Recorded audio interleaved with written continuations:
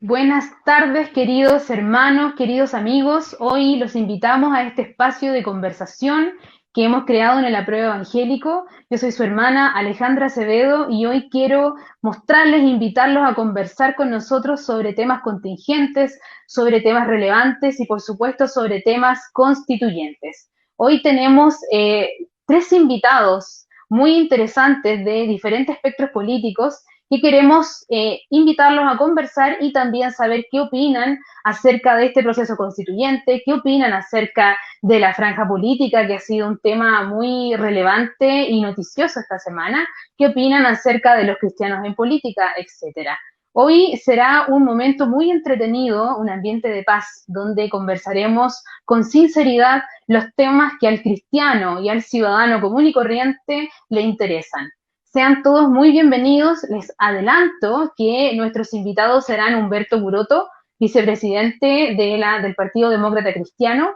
También será Daniela Rojas, ella es coordinadora de la extensión Evópoli Aprueba. Y también tendremos al diputado Pablo Vidal. Buenas noches a todos, buenas tardes. ¿Cómo están? No sé si ya estamos o continuamos. Bueno, les comento que esta semana hemos tenido bastante movimiento en el apruebo evangélico, hemos estado respondiendo a muchas inquietudes, a muchas preguntas que han planteado la ciudadanía en general, debido principalmente al tema de la franja electoral y la aparición de nuestros hermanos del rechazo en ese lugar. Hoy será un tema que trataremos, será un tema importante que queremos conversar con ustedes, queremos sincerarnos, queremos hablar de las diferentes posturas que existen al interior de las iglesias evangélicas, nuevamente diciéndoles a nuestros auditores que por supuesto la iglesia evangélica es diversa, que no es homogénea, sino que todo lo contrario, es muy diversa, se construye y se forma a partir de muchas denominaciones y por lo tanto no existe una única voz que represente a todos los evangélicos, sino que al interior de nuestra iglesia existen hermanos que son de una corriente política de derecha y de izquierda, pero como personas individuales. Y la iglesia en general no le pertenece a ningún sector político. Dicho estas cosas, es que en el apruebo evangélico nos planteamos como ciudadanos libres, que además vamos a la iglesia, pero no intentamos convencerte de un voto ni verte a ti como un voto, sino que queremos solamente dar a conocer información para que tú decidas en libertad y en conciencia, informado acerca de tu postura frente al proceso constituyente. No sé si ya podemos presentar a nuestros invitados, si ya aparecen en pantalla. Hola Daniela, ¿cómo estás? Bienvenida. Diputado Pablo Vidal y Humberto ya estaban aquí. Yo seguía rellenando, no sabía si ya habían llegado.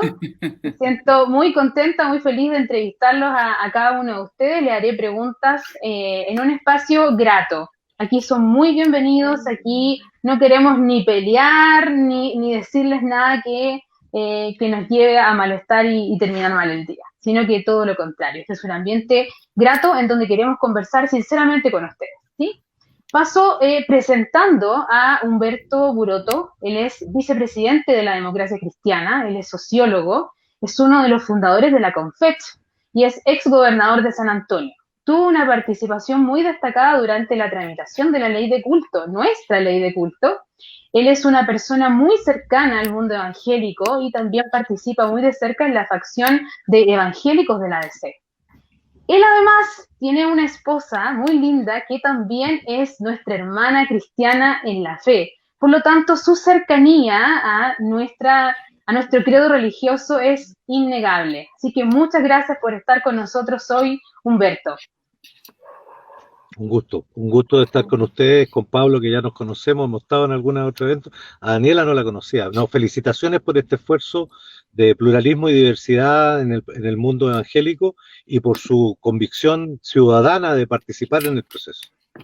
Exacto, nosotros nos planteamos como ciudadanos con un deber cívico que además vamos a la iglesia. Así que es bien importante el cambio de paradigma que ocurre aquí. También tenemos invitada a Daniela Rojas. Ella es coordinadora de extensión Evópoli Aprueba, es abogada, especialista en derechos humanos. Ella es una mujer que comparte nuestros valores democráticos, de libertad y de justicia. Tuve el honor de conocerla la semana pasada, ella me entrevistó a mí y nos dimos cuenta gratamente que compartimos muchos de nuestros valores y principios. Así que es un agrado tenerte, Daniela. Eres una persona muy linda que me gustaría que te conocieran y saludaras. Daniela. Bueno, mientras se le despega la cámara, quizás, Daniela, ¿me escuchas? Bueno, tendrá su momento para presentarse. Presento entonces al diputado Pablo Vidal. Él es diputado del Frente Amplio por el 8º distrito de la región metropolitana, es geógrafo, nació en Concepción. Sus padres son pastores de la Iglesia Pentecostal de Chile en la comuna de Estación Central, por lo que conoce en carne propia, digamos, el funcionamiento y nuestra fe como Iglesia Evangélica. Él además estudió, fíjense ustedes, él estudió tanto en la enseñanza básica como en la media en el sistema público, ¿m? Igual que muchos de nosotros. Me imagino que con mucho esfuerzo llegó a la universidad y a ser diputado de la República. Es un impresionante ejemplo de superación, Pablo. Muchas gracias por la presentación. Como dicen mis papás, soy hijo de la promesa. Así que trato de honrar los valores que me enseñaron mis papás y al tiro, así de entrada, hago la confesión que estoy descarriado. No estoy congregado hace años y por eso también soy tremendamente respetuoso de la iglesia y las iglesias evangélicas. Pero siempre aclaro, yo soy una persona de formación evangélica, no me trato jamás nunca de apropiar de la voz del evangélico y lo que sí denuncio es cuando otras personas lo hacen. Que es un tema muy relevante que hoy conversaremos. Bueno, me imagino que tus padres deben orar por ti como oran por muchos hijos de la promesa que aún no llegan a los caminos del Señor. Así que continuaremos orando por ti también, Pablo.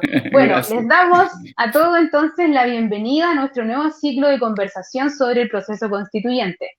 Y tenemos un hecho, bueno, Daniela, ¿nos escuchas? Ahora lo escucho. Ahora sí. Bueno, te saludé, te presenté, si quieres decir algunas palabras. No, muchas gracias por la invitación, de verdad, es un encanto poder hablar nuevamente contigo y feliz de hablar de un proceso que me parece que es sumamente importante, ya que es la respuesta adecuada finalmente a la crisis social, abrirnos al diálogo, debatir y querer plantearnos finalmente cuáles son las nuevas inquietudes que nosotros deseamos plasmar en la Constitución. Simplemente muy eso. Bien. Muy bien. Muchas gracias. Mira, de nada, bienvenida. Bueno, tenemos un hecho noticioso que seguramente el diputado y también Humberto tienen algo que ver, así que antes de entrar en materia y considerando que ustedes están presentes, quisiera preguntarles sobre la no llegada a un pacto electoral para alcaldes y gobernadores. ¿Qué me pueden decir brevemente sobre este hecho noticioso que acaba de ocurrir? ¿Quién va primero? Pablo, tú. ¿Yo? Tú eres el diputado. Yo no tengo nada que ver porque no soy miembro ni de la directiva ni del comité electoral de mi partido. Mi rol como diputado es más bien una de representación respecto de los vecinos y vecinas de las comunas de mi distrito y en el trabajo legislativo. Así que respecto a esas conversaciones yo no he sido parte y ahí opino como un militante más de mi partido y considero lamentable lo que vimos hoy día. Lo considero lamentable porque las explicaciones que los políticos terminan dando respecto a sus errores a nadie le importan y no sirven de nada. La pregunta es, ¿qué es lo que se podía lograr? Y un acuerdo que permitiera tener candidaturas únicas de la oposición para enfrentar a la derecha en abril, eso sí le puede importar a la gente, porque eso sí le permite elegir entre alternativas que son competitivas y a las personas que ellos voten pueden ser finalmente sus autoridades locales. Y eso sí es muy importante. Yo creo que lo que desperdiciamos fue una oportunidad muy grande y la verdad es que el objetivo último, que es defender a los ciudadanos, es el que no podemos perder de vista. Y lamentablemente hoy día los partidos de la oposición le fallaron a la gente. Exacto. Hoy el ciudadano común y corriente, tanto cristiano como no cristiano, quiere acuerdos y quiere verlos actuando y generando resultados. Humberto, ¿qué nos puedes decir?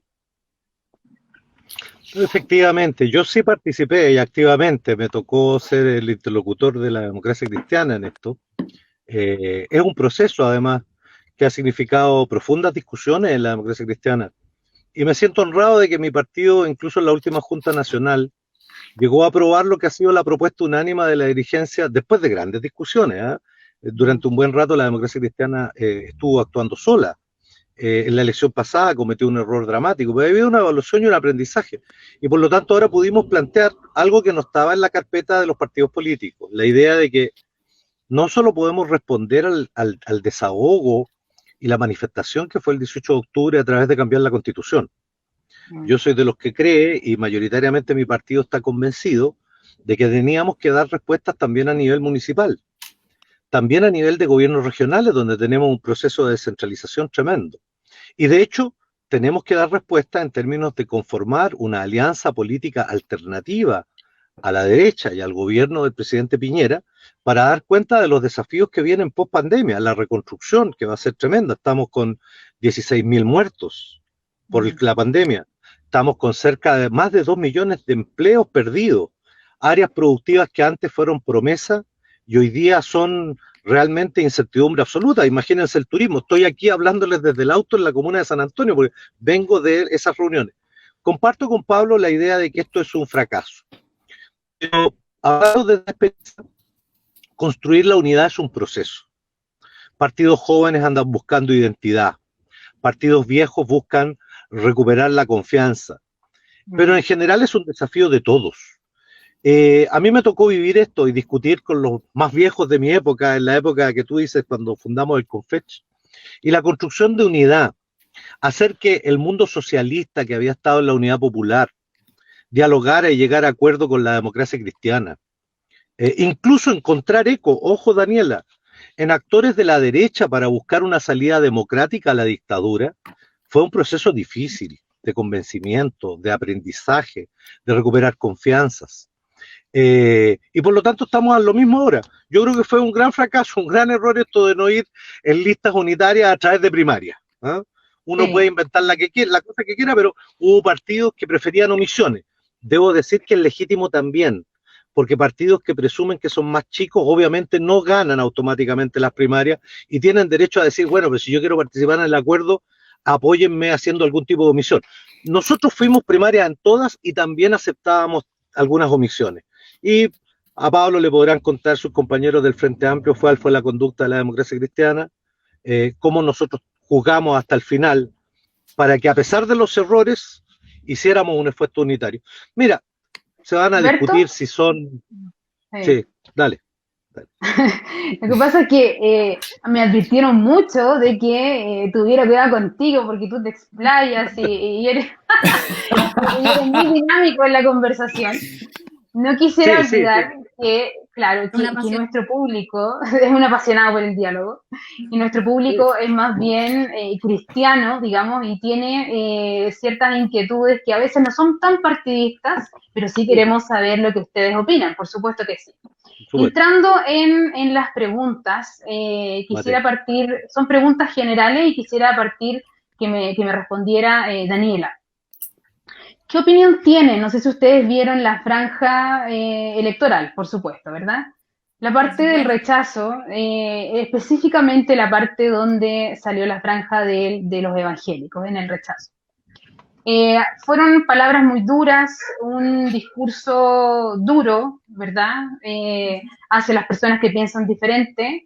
También adueñándose de la opinión de todos los evangélicos, y por supuesto todos los evangélicos no pensamos lo mismo. Y de cierta manera encasillando la postura de Dios como si Dios fuera un caudillo nuestro apoyando nuestra postura política. ¿Qué opinión tienen ustedes sobre esta polémica y sobre el mensaje que transmitieron los evangélicos del rechazo? Si quieres partir, Daniela, por favor. Bueno, la verdad me parece bastante fuerte el mensaje que trataron de exponer finalmente, como abanderando, como bien lo dices, Ale, abanderando el mensaje y Dios finalmente y Cristo en un grupo determinado que va por el rechazo, considerando que todos los evangélicos van por el rechazo, bajo esa premisa, bajo la premisa que finalmente intentaron imponer y que bueno, siguen finalmente masificando y mostrándonos a través de la franja política. La verdad me parece que no está de acuerdo con la realidad y que hay un grupo importante de evangélicos que se encuentran por el apruebo finalmente porque creen que abrirse al diálogo es la respuesta adecuada y es un nuevo camino. Pero todavía hay personas que piensan de otra forma y está bien, o sea, hay que respetar a los hermanos del rechazo, totalmente de acuerdo. Pero me parece importante finalmente ser honestos y yo creo que ellos no fueron honestos con la verdad, tratando de así infringir o no infringir la verdad, pero en el fondo comentar, expandir una política un poquito del miedo, que yo creo que ya está bastante pasada de moda, pero aún así nosotros lo vemos finalmente en ellos. Sí, es muy extemporáneo este discurso como de Guerra Fría. Impresionante que aún lo vivamos en la actualidad. Sí, la verdad me parece un poquito surreal, como que realmente está pasando eso y lo que me atemoriza un poco más es que aún así incluso pueden haber personas que crean que realmente es el discurso correcto o que crean erróneamente que finalmente los evangélicos, todos los evangélicos finalmente están por el rechazo, porque no es así, hay un grupo importante, mayoritario, el otro día estuvimos hablando con Esteban, que 17.000 personas son los seguidores de su página, son 6.000 seguidores de Twitter de apruebo evangélicos, sí evangélicos. Entonces, la verdad, estamos hablando de un número importante de personas que no van por la postura del rechazo. Entonces, seguir... No pueden secuestrar nuestra voz, ¿verdad? Nuestra intención de voto. Exacto. Pablo, tú como cercano al mundo evangélico debido a tu familia, yo sé que tú has sido víctima de muchos discursos de odio hacia ti. Lo sé en primera persona, sé lo que viviste en el Te Deum el año pasado, donde te intentaron funar, evangélicos que no están de acuerdo con tu manera de pensar, digamos. Por lo tanto, me imagino que este discurso que tú viste en pantalla es algo que tú has experimentado, al igual que nosotros en la prueba evangélico. También recibimos esos ataques diariamente. ¿Qué opinas tú acerca de esta pregunta? ¿Qué opinión te merece esta participación de los evangélicos en la franja del rechazo? Estoy pensando si parto por lo lindo o qué quiero decir por lo feo. Voy a partir por lo feo, después voy a decir lo lindo. Yo creo que hay, lamentablemente, en el presente de la iglesia evangélica chilena, mercaderes que se han aproximado a la derecha de manera clientelar y utilitarista, que han, a través de ciertos espacios de poder, que en algunos casos son más simbólicos y en otros son concretos, son reales, son contratos, son personas que trabajan en dependencia, que dependen del gobierno, han ido cooptando a cierto sector del mundo evangélico y han ido hermanándolo con la derecha. Eso sumado a los actos reñidos con la ética por parte de obispos como el obispo Durán, o gente como el pastor Cid, o gente como el pastor Soto, o gente como estos pastores que fueron a desafiar las restricciones sanitarias en la Plaza de Armas, van configurando en la opinión pública una mirada respecto de la iglesia evangélica parcializada y sesgada. La gran mayoría de los chilenos y chilenas no conoce de verdad cómo funciona la iglesia evangélica. Más bien se ha informado por caricaturas impuestas por otros. La gran mayoría de los chilenos y chilenas, que algunos son católicos, otros son agnósticos o tienen otras confesiones, que no conocen el mundo evangélico, se informan por la tele. Y lo que ven en la tele es un pastor que grita y que agrede a carabineros porque él dice que tiene autorización divina para poder romper las restricciones sanitarias, un pastor que habla de su iglesia en la pintana, un pastor que le roba a sus hermanos como el obispo Durán. Entonces, yo no juzgo al pueblo chileno que no conoce el mundo evangélico por tener una opinión sesgada del mundo evangélico, porque efectivamente eso es lo que a ellos le han contado, esa cara. Entonces, lo que yo he tratado, he intentado, y ahí creo que necesitamos una ayuda, y la voy a decir hoy día cuál es, he intentado mostrar la otra cara. Esa cara que también el chileno la ha visto y la ha escuchado, pero que no la hemos relevado con suficiente fuerza. Esa cara que muestra la iglesia evangélica al interior de las cárceles.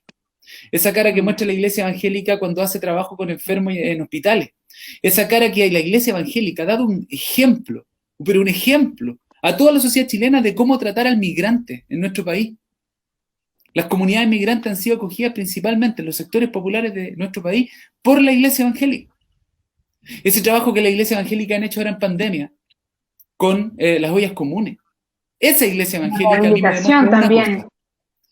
Es que la iglesia evangélica no está ni por el apruebo ni por el rechazo. La iglesia evangélica está por el pueblo.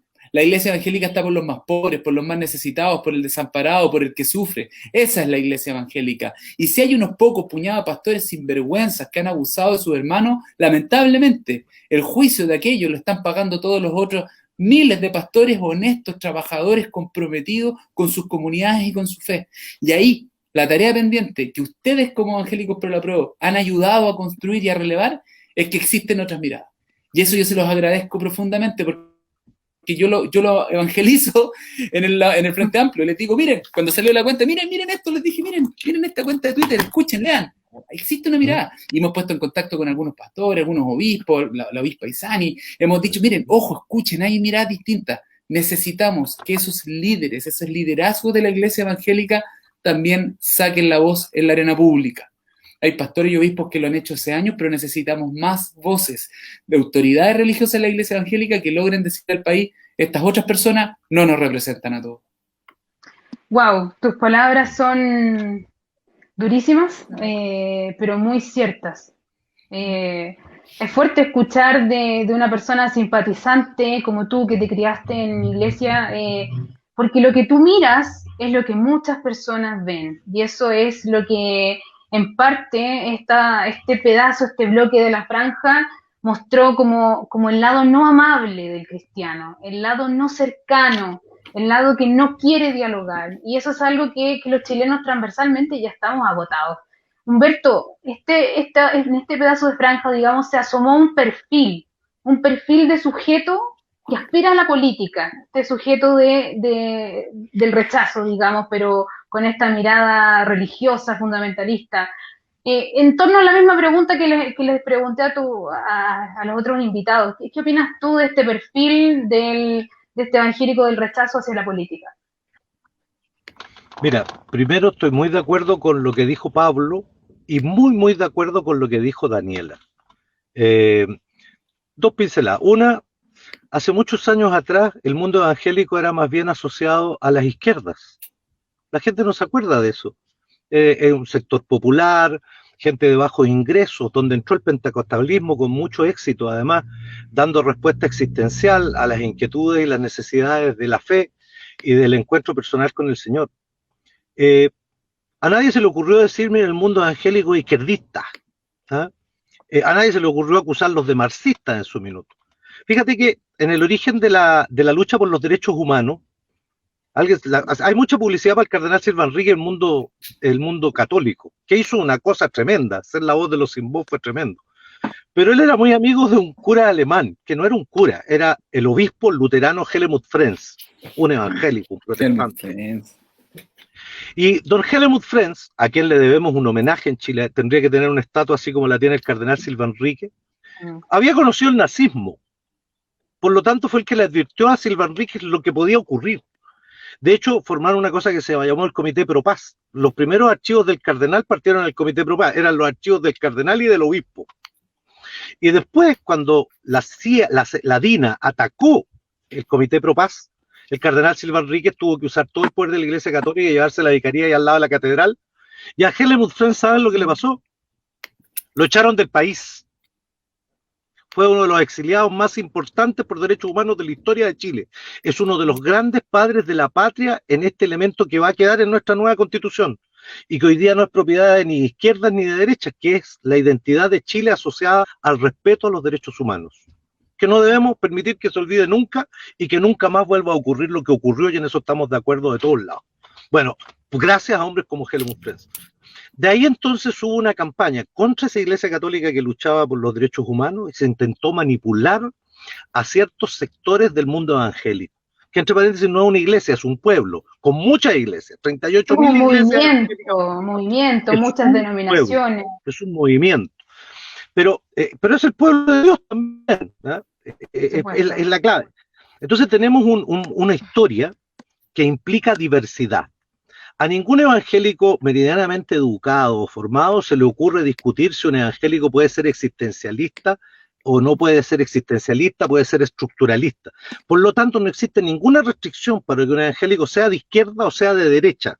Milite en el Frente Amplio, en la Democracia Cristiana, en Renovación Nacional, en Evópoli, en la UDI, donde se le ocurra, tiene libertad religiosa.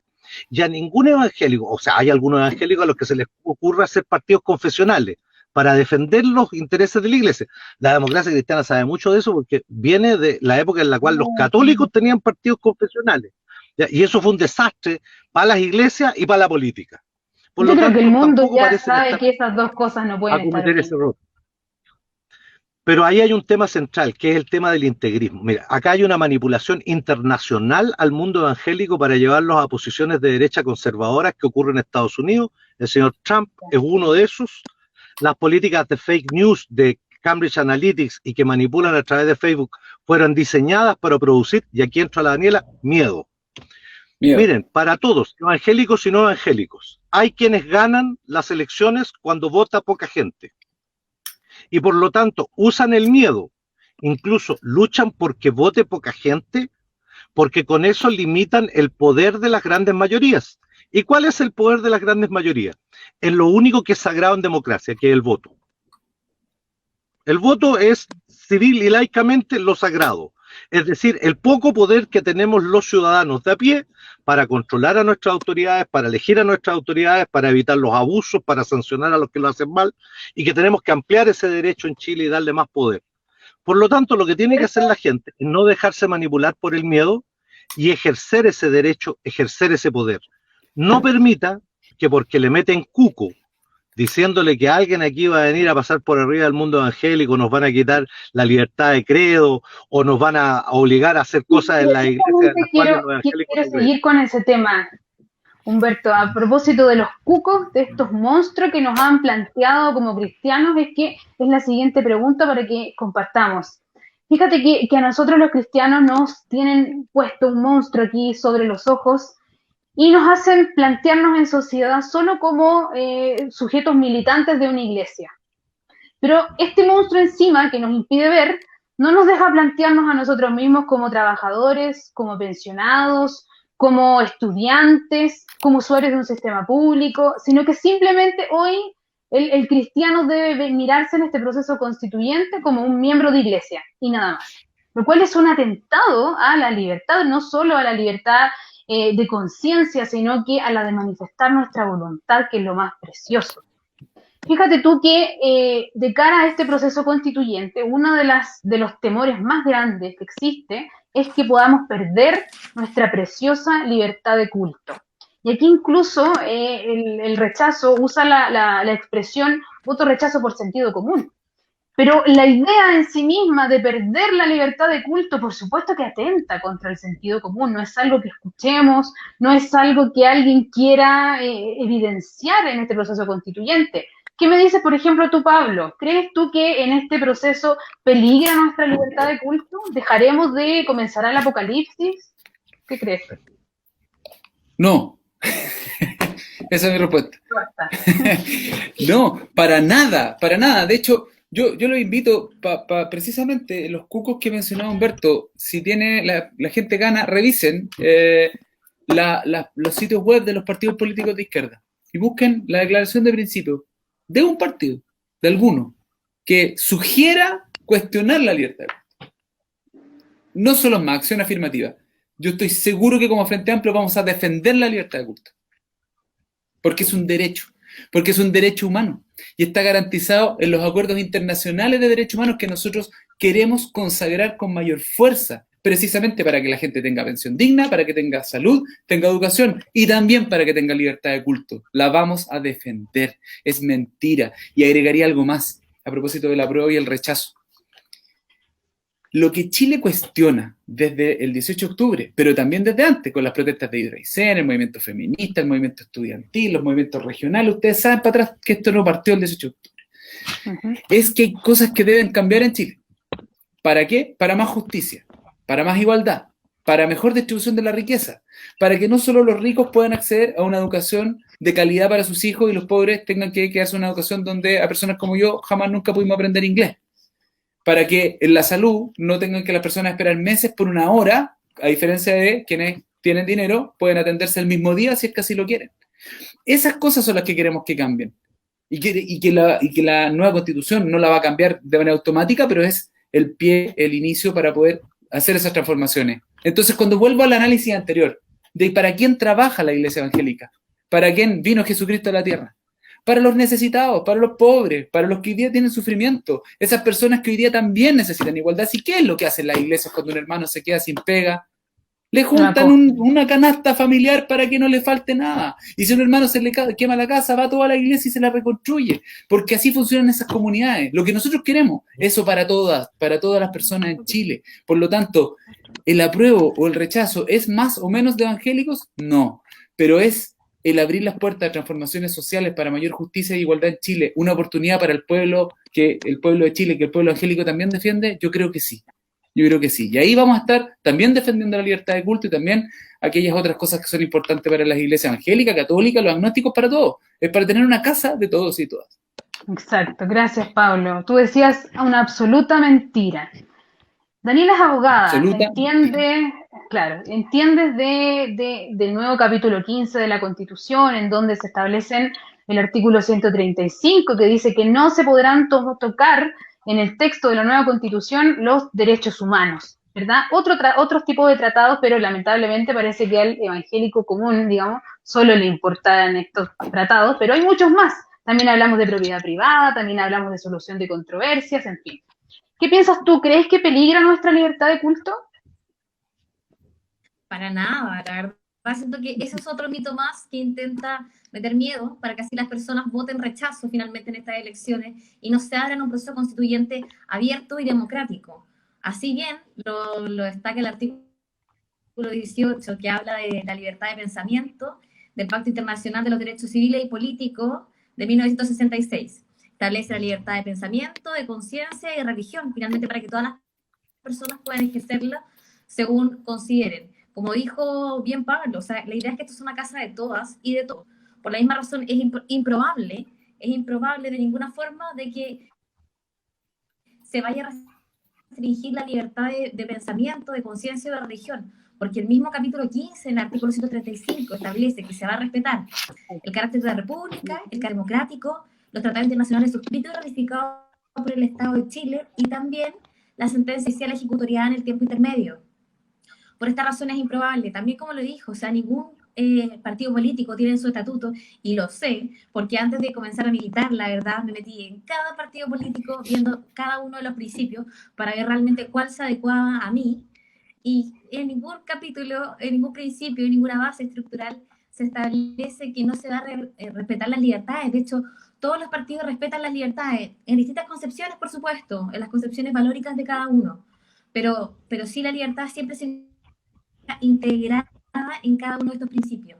Y bueno, también como la propiedad privada, como tú lo mencionaste, el derecho a asociación, en varios tratados internacionales, el Pacto Internacional de Derechos Económicos, Sociales y Culturales. Tenemos un montón de tratados suscritos y ratificados por Chile que tienen integrados varios de los principios que nosotros encontramos consagrados en la Constitución actualmente y que se van a ver respetados. Entonces yo creo que finalmente los temores de que, oye, vamos a entregar una hoja en blanco, es, por favor, una mentira más grande de la vida, y es tratar a las personas como ingenuas, considerando que nos vamos a olvidar de los 200 años de tradición histórica y de todos los tratados que nosotros ya encontramos consagrados. Entonces, la verdad, me parece que dejemos de tratar a las personas de ingenuas y en verdad eduquemos con la verdad y creemos un país justo y honesto, justo en igualdad de oportunidades para todos y para todos. Exacto, sí. Es como que de pronto todas las personas que quieren votar a prueba se golpearon en la cabeza y solo desean el mal para Chile. Yo no sé cómo pueden plantearse, mis hermanos, que las personas que estamos con la otra opinión política quisiéramos el mal para Chile o quisiéramos el mal para nuestra propia iglesia. Porque, ¿cómo? Por favor, si yo soy cristiana de toda la vida, para mí una de mis libertades más preciosas es la libertad de culto, porque está en mi esencia, donde yo expreso mi fe, la comparto, la predico. Por lo tanto, yo no la pondría en juego. Y así tampoco las personas ateas las pondrían en juego, las personas católicas las pondrían en juego, las personas de las minorías sexuales las pondrían en juego, porque la libertad de expresión es grande, amplia, por supuesto, y nadie la quiere transar, y como ambos decían, no está dentro de los planes de ningún partido político. Tú mencionaste algo, Daniela, la hoja en blanco. Humberto, tú que participaste en la ley de culto, ¿tú crees que la hoja en blanco, Humberto está, perdón, o se desconectó?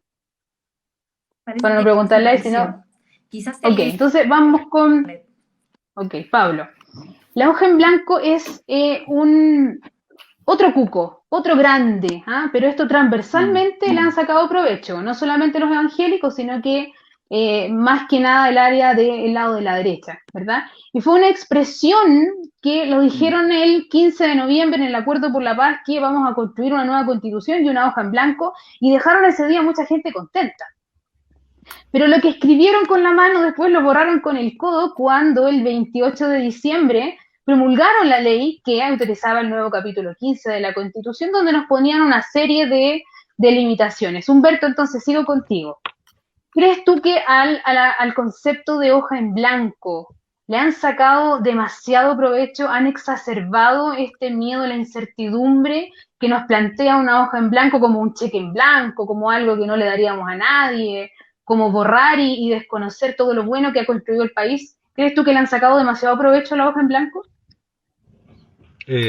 Mira, la idea de hoja en blanco partió en la discusión con el objetivo de plantear que se podía hacer una nueva constitución y que los vacíos donde no se reunieran los 2/3 sencillamente no se rellenaban con la constitución actual, porque eso era una caricatura de lo que había sido planteado desde el inicio.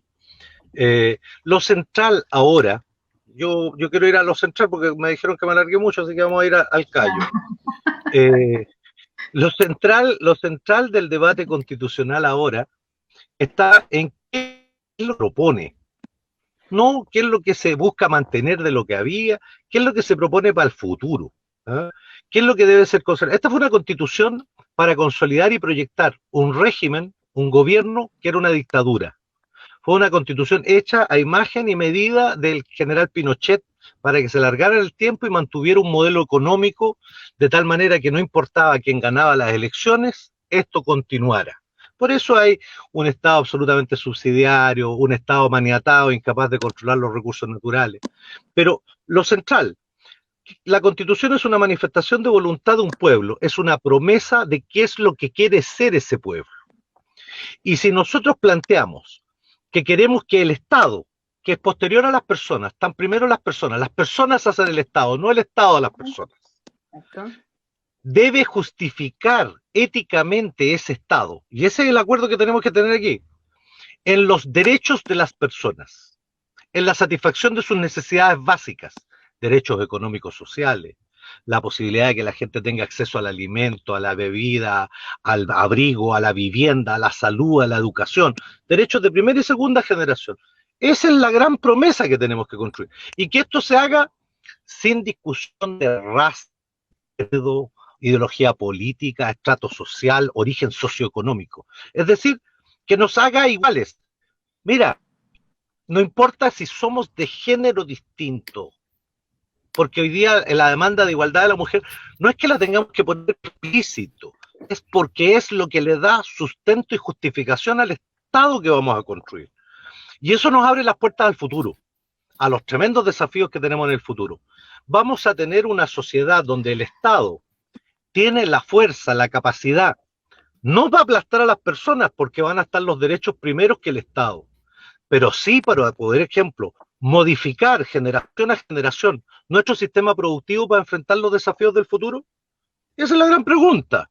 ¿Podremos cambiar el modelo económico? Pero por supuesto, cada generación tiene derecho a ver cuál es el mejor ajuste económico. ¿Refinamos el cobre o no refinamos el cobre? ¿El cobre lo procesa el Estado, también los privados, o lo volvemos a poner en orden al Estado chileno? ¿Utilizamos el litio o dejamos que solo los privados lo vendan como materia prima o lo refinamos nosotros para entrar al siglo XXI? Mira, temas del presente ya no son del futuro, son del presente. Vamos a enfrentar el cambio climático como pueblo, como sociedad, con un rol del Estado, con un rol de los privados, con un rol de no solo lo privado y lo estatal, de lo cooperativo, de lo solidario, 3 áreas de la economía que nos permitan dar cuenta de un mundo nuevo que nos amenaza. Ese es el desafío de la Constitución. El desafío de la Constitución no es qué bueno dejamos o qué bueno cambiamos. Lo central es cuál es la promesa y cómo hacemos el arreglo para... Cuando hablamos de casa común, una casa que nos permita acoger a todos a la mesa, pues. O vamos a seguir en una sociedad donde la mitad de la mesa, digamos, no está llena porque está solo para unos pocos, en donde la vivienda es desde un lugar que se parece a Europa y 20 minutos de distancia en la misma ciudad estás en África. Es lo mismo la vivienda de la dehesa que la vivienda de la Pintana. ¿Es eso justo? ¿Es eso válido? Perdona, y aquí para el miedo. Eso, efectivamente, perdónenme, ¿no será que al verdadera cosa que tenemos que tenerle miedo es al no cambio? ¿Que la violencia está en que acá no haya cambio? ¿Que el peligro de que llegue un populista que prometa cosas, un neoibañista, como ha habido en la historia de Chile, antipolítico, y asuma el poder y controle la autoridad y imponga un golpe autoritario, no es porque si no hacemos cambios eso puede llegar a ocurrir? El enfrentamiento entre hermanos mapuches carabineros y hermanos mapuches no carabineros que se vive hoy día, ¿no será que el no cambio es el que nos lleva a la violencia? Y a lo que tenemos que tenerle miedo, a lo que me dijo una pobladora en una población. ¿Podemos seguir construyendo un país donde hay alguien que dice, yo tengo miedo a morirme porque no sé qué va a pasar con mis hijos? ¿Yo tengo miedo a enfermarme porque no sé qué va a pasar con mis hijos? Esa es la Yo tengo realidad. miedo porque no sé qué es lo que está ocurriendo con mis hijos. Entonces, nosotros lo que tenemos que cambiar en la sociedad, y la Constitución es solo un instrumento, no basta con la Constitución, tenemos que ser muy claros. Tenemos que cambiar esta idea de que no es factible una convivencia en la que unos tienen miedo a que le quiten lo que tienen, miedo a la delincuencia, a la inseguridad, y otros tienen miedo porque no saben lo que va a pasar con los hijos o no saben cómo van a parar la olla mañana. La Constitución tiene que dar cuenta de este dilema y los principios tienen que ser los principios compartidos. Mira, nuestra historia democrática, con gente de derecha, de izquierda, de centro, de la democracia cristiana, de todos los partidos, todos tenemos héroes de la construcción democrática de Chile. Todos han hecho algo en la historia de Chile. Y lo que tenemos que nosotros hacer es recoger ese legado. Es lamentable que el presidente no sea capaz de recoger ese legado y nos tenga en esta situación. Por lo tanto, esto no se acaba con la Constitución. Hay que tener alternativas de gobierno porque este gobierno debe cambiarse. Y ese es un desafío grande, incluso para aquellos que fueron partidarios de este gobierno.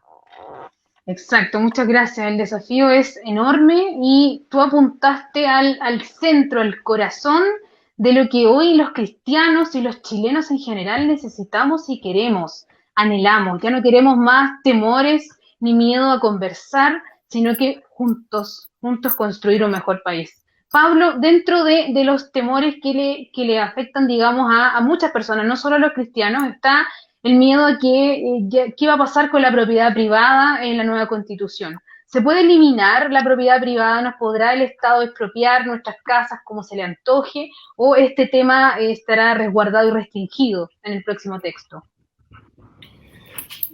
Yo no creo que los cambios que Chile necesita pasen por eliminar la propiedad privada. No creo que eso solucione los problemas del país. Hoy día, en estricto rigor, el Estado de Chile tiene la posibilidad de expropiar cuando hay alguna razón de interés público que así lo exige, pero se utiliza con racionalidad y la verdad es que se usa poco. Cuando se hacen carreteras, caminos, calles, se ocupa esa herramienta. Pero de nuevo, es la política del terror.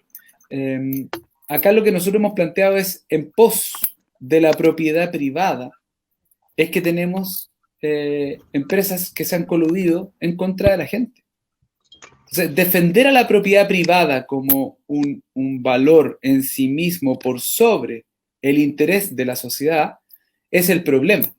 Pero para resolver aquello, lo que hay que hacer no es eliminar la propiedad privada, sino que fijarle límites y regularla. Y regular sobre todo aquellas cosas que tienen que ver con el interés público. Entonces, ¿puede seguir siendo legítimo en el futuro que privados pongan un colegio? Yo creo que sí. ¿Puede ser en el futuro posible que hayan centros de atención de salud privados? También creo que sí. Puede ser, pero una vez que tengamos un piso mínimo básico garantizado para todas las personas. No es lo mismo tener salud privada cuando tú ya tienes un seguro único de salud igual para todas las personas, que es de calidad, que es rápido, que es eficiente y que si tú decides por alguna razón particular atenderte en un lugar privado, sea tu decisión. Ahí recién opera lo que la derecha levanta como un valor, que es la libertad de elegir. Entonces, hoy día cuando se le dice a los padres quieren tener la libertad de elegir a qué colegio llevan sus hijos.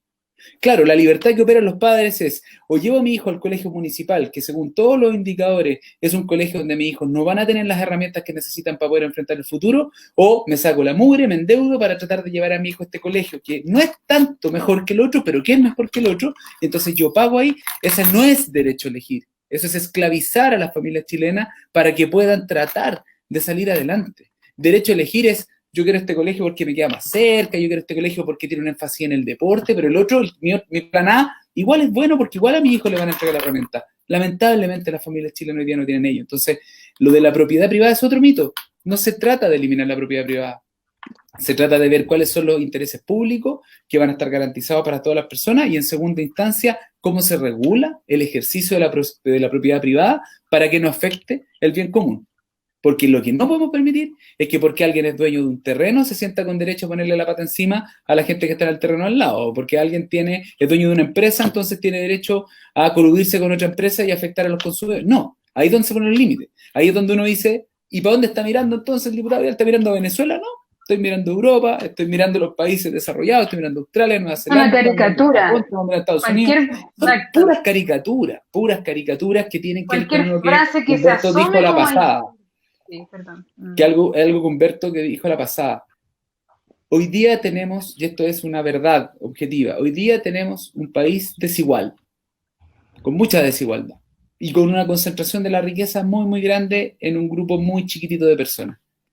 Los defensores del rechazo quieren que las cosas sigan igual. Los defensores del statu quo quieren que las cosas sigan igual. Ese es el miedo. El miedo que tienen es a que las cosas no cambien. Yo no le tengo miedo a los cambios, porque sé que los cambios que vamos a hacer van a ser para más justicia, para menos desigualdad, y eso le hace bien a la gente. Yo tampoco tengo miedo, la verdad. Estamos del lado del sin miedo y con el valor del diálogo. Daniel, a propósito del diálogo, Evópolis siempre destaca mucho el valor del acuerdo y del diálogo. ¿Qué elementos crees tú que deberían eliminarse de esta Constitución para que efectivamente nos podamos sentar a dialogar del Chile que queremos? Mira, la verdad yo soy muy franca. Considero que si bien el principio de subsidiariedad funciona en base a algunos principios que se encuentran insertos en la misma Constitución, me parece importante finalmente aminorar finalmente su importancia respecto de la salud, que se encuentra, si bien no se encuentra contenido de forma expresa en el artículo 19, número 9 de la Constitución, sí se subentiende de este, y me parece importante que el Estado no solo debe asegurar una salud pública y privada, sino tiene que ser de forma eficaz y oportuna su llegada. No podemos tener finalmente consultorios y hospitales con 2 listas de espera donde la gente muere porque no recibe la salud oportunamente. Los sistemas de salud públicos son buenos, pero no dan abasto, no son suficientes. No tenemos los suficientes médicos porque se producen un montón de errores desde el punto de vista humano, tanto como que un médico finalmente no se le fiscalice en el turno que está realizando y esté en una clínica trabajando. Errores como que no se contrata el personal suficiente, errores como las 2 listas de espera. La verdad, en el fondo, yo creo que para mí es el principal problema que tenemos que arreglar con esta nueva Constitución, que es el principio de subsidiariedad respecto de la salud. Me parece que es importantísimo y es lo que tenemos que poder llegar a consenso. Yo creo que finalmente eso ha sido una de las cosas que también la oposición finalmente ha pedido y que yo he visto, como te digo, yo trabajé 10 años como voluntaria en distintas organizaciones y me pasó un montón de veces de acompañar a personas como a hospitales y a postas y viendo cómo lo trataban, pero yo decía, no, pero soy de techo y me atendían súper rápido. Nada que ver, ¿por qué funciona así? Como que no está bien que las personas terminen fracturadas, terminen muertas, eso no me parece justo. En cuanto al derecho a propiedad, quería referirme, yo no creo que la verdad tampoco sea tocado. No creo que tenga, pero sí me parece importante que haya un interés social respecto al derecho a propiedad. Es importante poder establecer que los lugares públicos, finalmente, los espacios públicos, tengan igualdad de condiciones para todas las personas, que nosotros tengamos plazas igual de lindas en Vitacura como en La Pintana, que tengamos plazas maravillosas donde las personas puedan habitar, porque por ejemplo toda la parte en Maipú todo lo que es Pajaritos está muy bien urbanizado, tiene plazas, tiene estas máquinas para poder hacer deporte y contribuye con la comunidad directamente, pero la verdad no todos los espacios son así, entonces nosotros yo creo finalmente que debemos ir en eso, en una ciudad más justa, actualmente tenemos 10.000 hectáreas del fisco, que corresponden al fisco, son terrenos del fisco. Eso se podrían invertir bien en lugares públicos, en plazas que alberguen y que finalmente le den un lugar, una pertenencia y una mejor calidad de vida a todas y todos los ciudadanos. Yo creo que por ahí va el tema con la propiedad, poder asegurar un interés social, sin finalmente expropiar o haciéndose cargo de los terrenos que corresponden al fisco, que pertenecen al fisco y que no son pocos, son muchos, pero falta un orden respecto a estos mismos. Bien, bien. Muchos creemos también, como agregar, ¿no? El quórum para llegar a los acuerdos, a los grandes acuerdos, es muy alto. Es algo que debería cambiarse para la siguiente constitución. El rol del Tribunal Constitucional, que no actúe como una tercera cámara ni elimine leyes por secretaría. Eso también podría ser donde muchas personas de la prueba también comparten esa idea. La última pregunta a cada uno de ustedes es ¿por qué es mejor la convención constitucional y no la convención mixta? ¿Quién quiere partir? Humberto. En 30 segundos. Sí. No, Muy poco. no voy a contestar esa pregunta, porque la van a contestar muy bien ellos. La verdad es que sea 100% elegido es la opción que yo pido. Pero no me puedo quedar fuera del debate sobre la propiedad, perdónenme. Porque además tenemos un matiz claro en torno a la subsidiariedad y la propiedad. Voy a la propiedad. La propiedad, desde 1700, un pensador cristiano dijo, entre el rico y el pobre, la libertad esclaviza. Eso lo dijo en 1700 Lacordaire. En la teología cristiana, tanto católica como evangélica, hay coincidencia sobre el destino universal de los bienes. En otras palabras, la creación se la pasaron a Adán y Eva, pero no era para Adán y Eva, era para la humanidad. Los bienes, por tanto, tienen un destino universal, ¿ya? Eso es unánime en el cristianismo como filosofía. Está en la doctrina social de la Iglesia Católica, están los principales pensadores sociales originarios de, por ejemplo, carreras como el trabajo social en Alemania, entre católicos y protestantes, convirtieron la caridad utilizando las ciencias sociales para hacer un trabajo de promoción de la persona humana. Y hoy día una carrera universitaria en el mundo. Estamos viendo como otras carreras universitarias están surgiendo, como es el desarrollo comunitario, o comunitarismo ya no solo como ideología, sino que como una acción práctica del conocimiento para llevarlo a cabo. O lo que hacen aquí mis contertulios y tú misma, que es intentar participar en el campo de lo político con los principios cristianos para incluso servir en el amor al prójimo, en la caridad al otro, es una de las formas más altas de caridad cristiana, utilizando, por ejemplo, el Estado para servir a esas personas y por lo tanto participando en política. En cuanto a la propiedad, por tanto, está condicionada al bien común. Yo me la voy a jugar en la Constitución, que esto tiene que quedar claro. Como lo dejó claro el gobierno de don Eduardo Frei cuando hizo la reforma agraria y abolió 2 clases sociales en Chile, de manera pacífica, en democracia, con voto y no con fusiles. Y se abolieron 2 clases, la del latifundista y la del peonaje. Nosotros requerimos cambios de esa magnitud respecto a nuestro modelo de desarrollo. Y uno de los obstáculos que tiene son las defensas descabelladas que tiene la propiedad privada en esta Constitución. Si nosotros creemos que la propiedad privada está condicionada al bien común, como lo plantea Daniela Rojas, es imposible aceptar la explotación de los recursos naturales exclusivamente en manos privadas, congelando el desarrollo del país. Es inaceptable el trato estatutario legal que tiene el agua en Chile, la no regulación de las aguas subterráneas y que alguien con más plata hace un pozo más profundo y deja a los campesinos que están al lado sin agua, o una minera lo hace y deja un pueblo completo sin agua, o la hacen las forestales y plantando campos gigantescos y dejan a un pueblo mapuche entero sin agua. Eso es inaceptable. No tiene respeto de los derechos humanos y por lo tanto obliga a un estatuto distinto de la propiedad.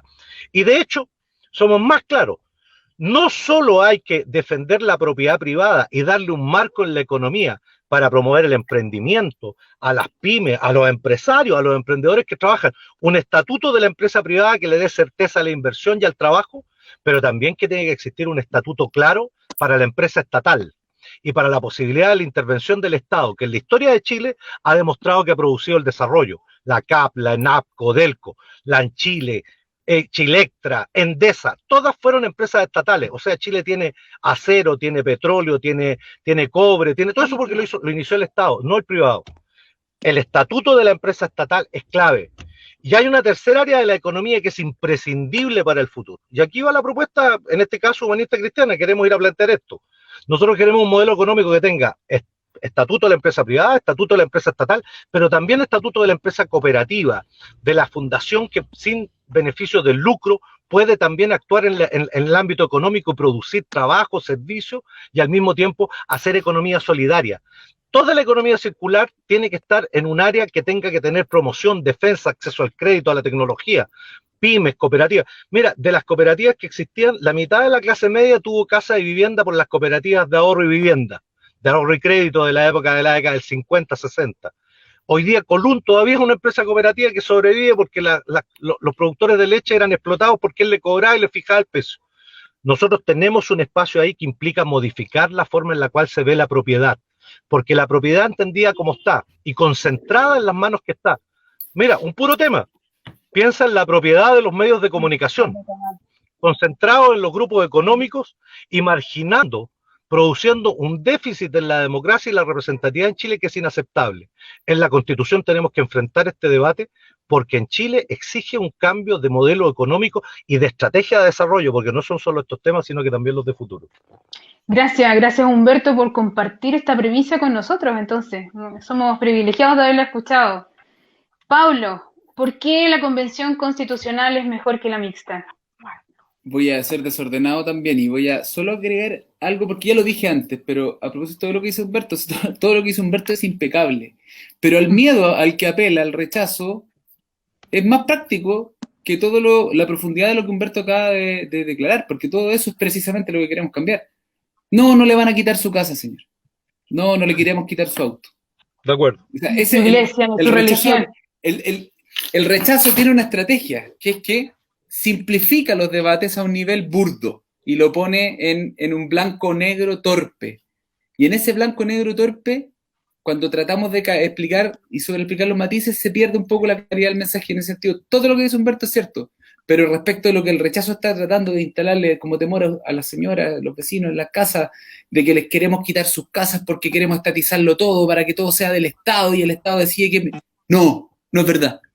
No es verdad. Eso no es lo que queremos. Lo que queremos corregir son las desigualdades que han ido profundizándose a partir del modelo neoliberal, que lo que hizo fue traspasarle todas las áreas que eran responsabilidad del Estado a un grupo chiquitito de empresarios que se han enriquecido a costa del esfuerzo y del sacrificio de todos los chilenos y chilenas trabajadores en malos recursos naturales de nuestro país. Eso es lo que queremos combatir.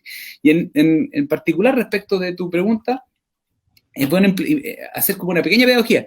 El día 25 de octubre a las personas les van a entregar 2 votos. Un voto va a decir: ¿quiere usted una nueva constitución para Chile? ¿Apruebo o rechazo? Y el segundo voto va a decir, en el caso de ganar el apruebo, ¿cuál es el mecanismo que usted prefiere? Y en ese segundo voto usted va a tener que elegir entre la convención mixta y la convención constitucional. Les voy a explicar un par de diferencias. La mixta significa que la mitad de las personas que la compongan van a ser elegidos por la ciudadanía y la otra mitad van a ser diputados, diputadas, senadores del actual Congreso elegidos por nosotros, acá en el Congreso. Nosotros vamos a elegir a la mitad y la otra mitad la elige la gente. Esa es la mixta. Luego, la convención constitucional, el 100% de los elegidos van a ser elegidos por ustedes, los ciudadanos. ¿Eso significa que cualquier ciudadano puede...? No, significa que tienen que ir en lista, que tienen que ser candidatos, que tienen que hacer campañas, que hay pactos políticos, pero los van a elegir las personas, a todos los representantes. Y ahí viene la gracia, la segunda gracia, a todos y a todas, porque va a ser paritaria. La mitad de los representantes van a ser hombres y la otra mitad van a ser mujeres. La mixta no es paritaria. Solo las personas elegidas por la ciudadanía van a ir en una proporción paritaria, pero los que elige el Congreso podría elegir solo hombres. Entonces, si queremos además darle un trato justo a las mujeres, que son más de la mitad de la población del país, la Convención Constitucional garantiza que sea paritaria. Por lo tanto, yo haría una invitación a la gente a entender que no es que una sea buena o mala. Lo que yo creo que es el llamado de la gente es a queremos cambiar la Constitución y queremos que sean personas que vayan única y exclusivamente con la misión de escriban una nueva Constitución. Esas personas van a poder ser en un 100% elegidas en la Convención Constitucional, no en la mixta. Así que ahí me quedo con el mensaje como de la franja. La mixta, Muy no. bien, muy bien explicado. Me quedan 30 segundos. Daniela, ¿qué me puedes decir en 30 Ya. segundos? No, para por favor, despedirnos? dale más tiempo, Daniela. Es que se nos va a acabar el programa. Bien, Humberto, la verdad yo no me referí que el bien común estaba por sobre la propiedad privada. En cuanto a eso, quiero dejar como claro ese punto. Ahora, la Convención Constitucional se encuentra integrada por 155 personas versus la mixta con 172 personas. En la convencional se va a aplicar la ley de paridad y la ley de lo independiente, lo que va a permitir finalmente poder cambiar los rostros de las personas, traer nuevas caras que oxigenen la política, que vengan a cambiar los viejos estatutos. Ya nos aburrimos de las mismas caras, entonces la verdad la única forma para mi parecer es crear en este nuevo mecanismo, este mecanismo que se va a integrar de la misma forma que actualmente está el sistema de ON por los distritos y se va a escoger. Y como se va a aplicar la ley de paridad, las listas van a comenzar con una mujer y se va a intercalar hombre-mujer, hombre-mujer. Tanto de entrada como de salida va a haber un mecanismo donde se va a arreglar, donde sí se va a redistribuir para que exista por lo menos respecto a un 45, un 55% de representación femenina y masculina, lo cual me parece importante. Los independientes van a poder formar listas, los cuales tienen que representar el 0.4% de las votaciones de las últimas candidaturas distritales, lo cual también es importante, que en el fondo va a permitir mayor igualdad para el resto de las personas. La convención mixta van a terminar, como bien lo dijo Pablo, los mismos diputados y senadores van a escoger a quienes los van a representar ellos mismos, y la verdad, en el fondo, termina siendo un poquito más de la política antigua.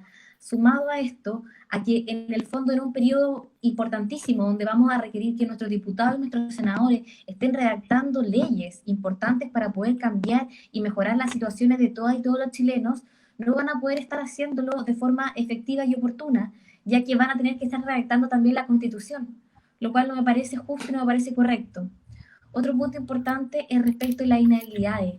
Son los convencionales constitucionales tienen la inhabilidad de 1 año de no poder participar en una elección de carácter público. Los diputados y senadores no, lo cual tampoco termina siendo parte de la justicia. Me parece que es importante poder establecer ciertos parámetros. Y en cuanto a una de las cosas negativas que se habla del gasto que va a significar finalmente tener a convencionales, a delegadas y delegados convencionales redactando una constitución, esto solo importa una 12ª parte del gasto que se mantiene en un congreso, por tanto tampoco es tanto tiempo. Y si nosotros queremos redactar una constitución que dure 10, 20, 30, 40 años, que sea un proyecto de país que queremos crear, 2 años no es tanto tiempo. Entonces me parece que es una muy buena oportunidad. Si finalmente no nos convence la Constitución misma, podemos rechazarla. Tenemos un plebiscito de salida que se va a realizar ya sea 9 meses o, si es que se prorroga finalmente la redacción de la Constitución, 12 meses. Por tanto, existen periodos claros donde nosotros vamos a poder escoger a nuestros delegados el 11 de abril. Espero que muchas personas voten por mujeres para que así podamos aprovechar también la ley de paridad, que nos va a permitir una representación importante. Tenemos mujeres sumamente capacitadas. Y la verdad, a mí me parece una vergüenza que tengamos 37 diputadas en el Congreso de 155 miembros. Espero que los convencionales sean, o sea, no lo espero, va a ser así, pero que sea una equidad. En cuanto a eso, los invito a votar el 25 de octubre. Apruebo Convención Constitucional. Este es un punto que encontramos unidad todas las vertientes políticas que van por la prueba. Todos quieren convención constitucional y eso es algo muy, muy positivo. Se nos acabó el tiempo. Gracias por tu brillante explicación, Daniela, sobre lo técnico respecto a la convención constituyente versus la mixta. Muy, muy valioso tu aporte. Pudieran despedirse, pero solo en 2 segundos. ¿Será posible que le digan a los cristianos que los animen a participar, que echen afuera sus temores y vean este proceso con optimismo, con ganas de construir un nuevo país y principalmente sabiendo que quienes los están escuchando, Pablo y Humberto, son cristianos. ¿Qué les podríamos decir para despedirnos de ellos? Pablo. Parte Humberto ahora. Él quiere cerrar. A los creyentes, digamos, mi saludo y mi llamado a ser buenos ciudadanos y ponerse en los zapatos de los que más sufren. Hoy día, si tiene sentido estar en la acción pública, es para compartir con el amor al prójimo, estar con aquel que sufre y buscar enconadamente con todos, dialogando por la persuasión, no obligando a nadie, con razones, con cariño, con comprensión, con empatía, un nuevo Chile. Y eso se hace comprometiéndose, hay que jugársela. No se puede quedar en la casa un cristiano mirando cómo el país se puede ir a la violencia o se puede ir por otro lado. Y tenemos una gran oportunidad. Un solo llamado. Así como tenemos fe en el Señor, para ser demócrata hay que creer en el pueblo. Y nosotros debemos confiar en la sabiduría de nuestro pueblo. Sí, de los humildes, de los sencillos, de los sanos de corazón. La mayoría del pueblo chileno, la mayor parte del tiempo es gente honesta, decente, usa uniforme, sea de izquierda, sea de derecha, sea de todos lados. Y anhelan la paz, anhelan un camino hacia el futuro. Gracias, muchas gracias por acoger esta invitación, Humberto. Es un honor tener a las personas con ustedes y especialmente tú, Humberto, tan sabia y con tanta trayectoria. Pablo, ¿qué nos puedes decir a los cristianos que te escuchan? No, primero quiero agradecerle a ustedes la invitación y el rol que decidieron asumir. Era necesario que asomaran la nariz, que se conocieran nuevas voces del mundo evangélico que representan los valores, no solo desde la fe, sino que también desde los valores más democráticos, que yo creo que inspiran a la gran mayoría de las comunidades religiosas del mundo evangélico. Yo lo que les diría a los hermanos y hermanas que nos están viendo es que ellos saben perfectamente bien que las iglesias están insertas en una sociedad. Tanto la iglesia como los hermanos también están siendo día a día depositarios de las decisiones de la política pública, de las decisiones que se toman por dónde y a qué hora pasa la micro, respecto de los colegios, si se construye o no un centro de salud familiar, si hay o no presencia de seguridad, presencia policial para resguardar la seguridad de las personas, si tienen o no un trato digno en sus trabajos, si tienen la remuneración justa por la labor que desarrollan. O sea, son un montón de decisiones que se toman en el ámbito de lo público que también afectan a las comunidades evangélicas. Y yo lo que los invitaría ahí a reflexionar es cómo construimos un país donde no solo ustedes, los miembros de la iglesia evangélica, sino que ustedes, pero también todos los demás, puedan vivir mejor. Y yo creo que hay más posibilidades haciendo cambios que manteniendo las cosas como están. Entonces la invitación es a no creer en la política del terror que nos propone el rechazo, porque el apruebo, ustedes lo han visto, el apruebo no es de la izquierda. En el apruebo está la izquierda, está el centro y gente de derecha. El rechazo es un sector pequeñito, es una minoría que históricamente ha estado sobre representada en nuestro país.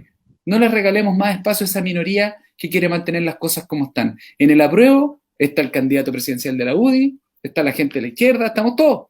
En el apruebo está Chile, en el apruebo está la esperanza de un pueblo que quiere vivir en un país más justo. Así que nada, yo invito, perdan el miedo, 25 de octubre, buena mascarilla, alcohol gel, el lápiz Bic y vamos a votar con fe, con esperanza a ver ese Chile mejor. Apruebo convención constitucional, la mixta no. Gracias.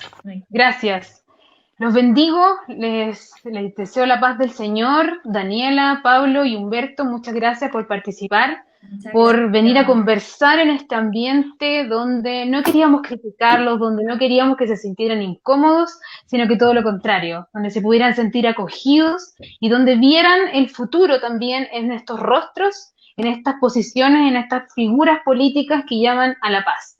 A mis queridos hermanos, los despido también, les pusieron atención, escucharon. Aquí tenemos distintas facciones políticas, nadie nos quiere quitar nuestros preciosos valores, nadie quiere robarnos lo que nosotros tanto cuidamos. Hoy es el momento de ayudar al débil, de ayudar al necesitado, de mirar como siempre hemos mirado el amor al prójimo antes que el amor por nosotros mismos. Así que muchas gracias, buenas noches a todos, que el Señor los bendiga.